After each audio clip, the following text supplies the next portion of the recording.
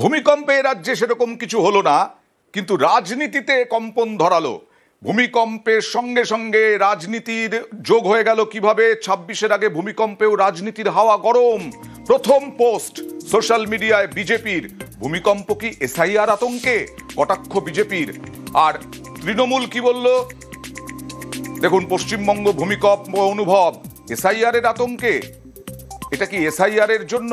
সঙ্গে সঙ্গে রাজ্য বিজেপি এক্স হ্যান্ডেলে পোস্ট করলো। আর তৃণমূল কি বলল? তৃণমূল বলল 2026 বিধানসভা নির্বাচনে নিশ্চিত হারের দিকে তাকালেই বোঝা যাবে এটা আসলে পায়ের নিচ থেকে মাটি সরে যাওয়া। চিন্তা নেই, দিল্লির জমিদাররাও বুঝতে পারবেন। বড় সড় পোস্ট তৃণমূলের। আরো কি লিখলো তৃণমূল এক্স হ্যান্ডেলে দেখুন।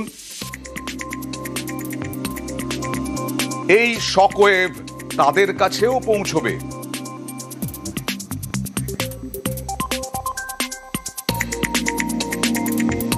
আপনাদের নেতা, দুর্ভাগ্যজনকভাবে তিনি দেশের প্রধানমন্ত্রী।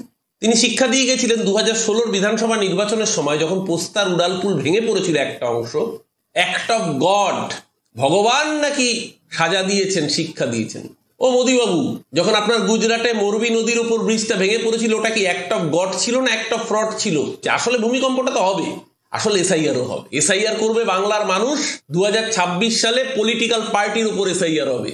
ভারতীয় জনতা পার্টির নামটাই মুছে দেবে, আর ভূমিকম্প টের পাবে 2026 সালের নির্বাচনের যেদিন ফল বেরোবে।